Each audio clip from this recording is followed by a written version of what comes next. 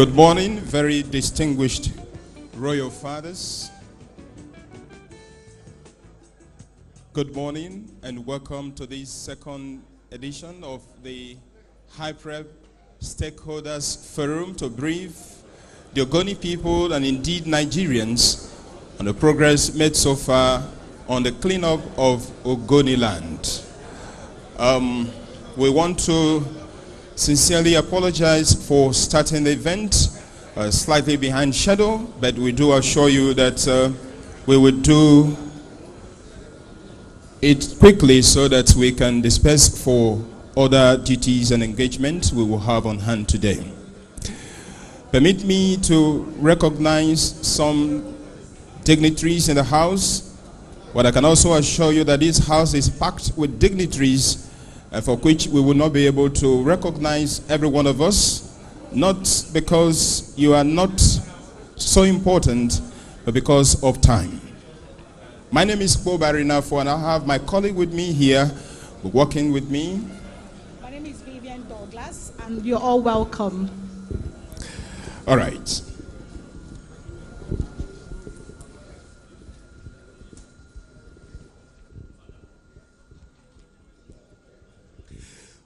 We have in the house His Royal Majesty, King G.N.K. Ginewa, President, Supreme Council of Ogoni Traditional Rulers and Benemenetai Kingdom, here represented by Chief Friday Ndonake Ginewa. You're welcome.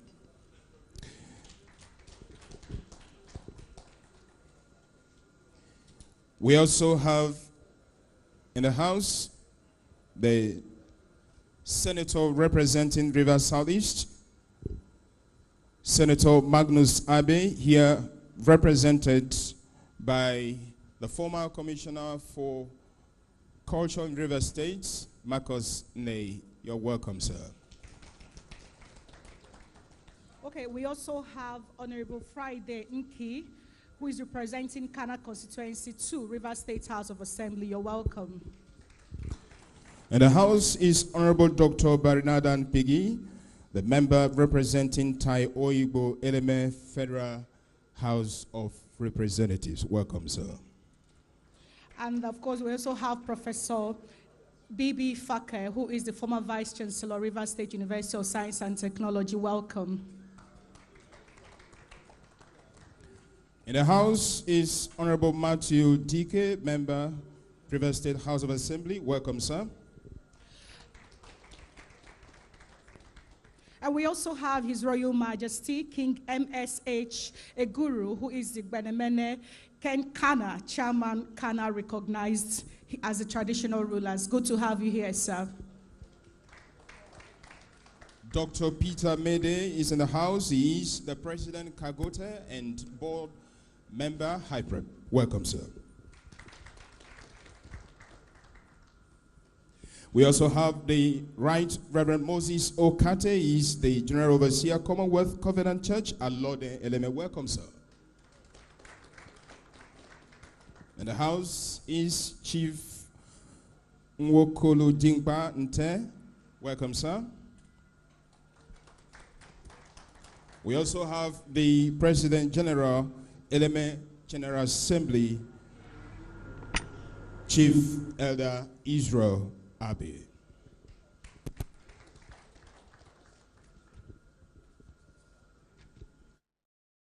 I can also see in the house Dr. Not joined Mike us yet. Wilagi. You're welcome, sir. They are joining. Okay.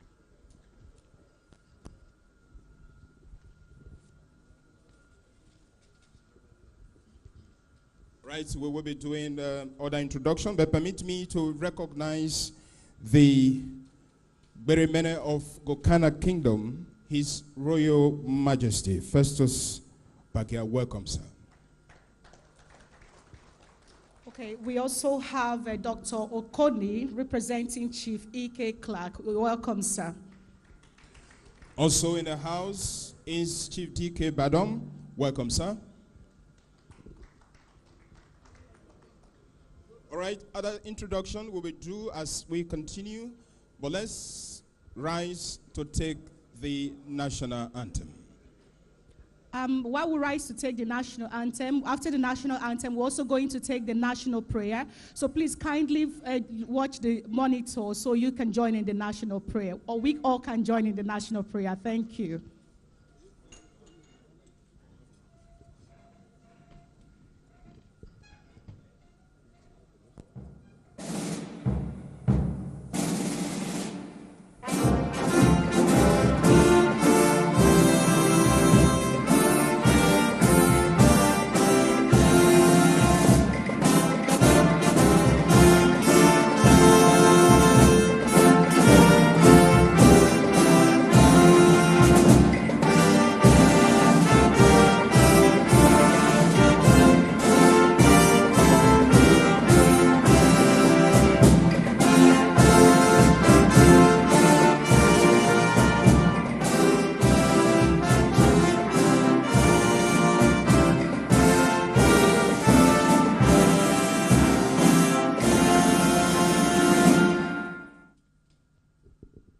National prayer. O God of creation, direct our noble cause, guide thou our leaders right, help our youth the truth to know, in love and honesty to grow, and living just and true, great lofty heights attain, to build a nation where peace and justice shall reign. Thank you very much. You may have your seats. Permit me to recognize Senator Bennett Mirabil. You're welcome, sir.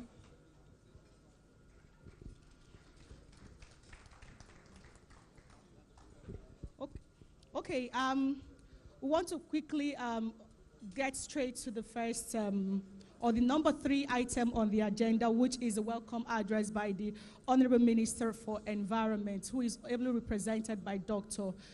Ishaku Mohammed.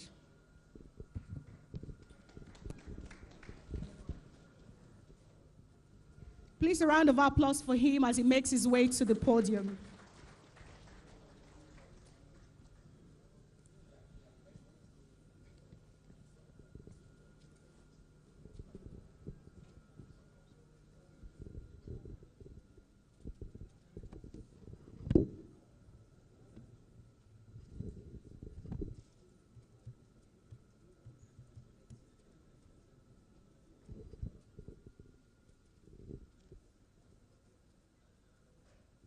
Your Royal Highnesses, distinguished senators,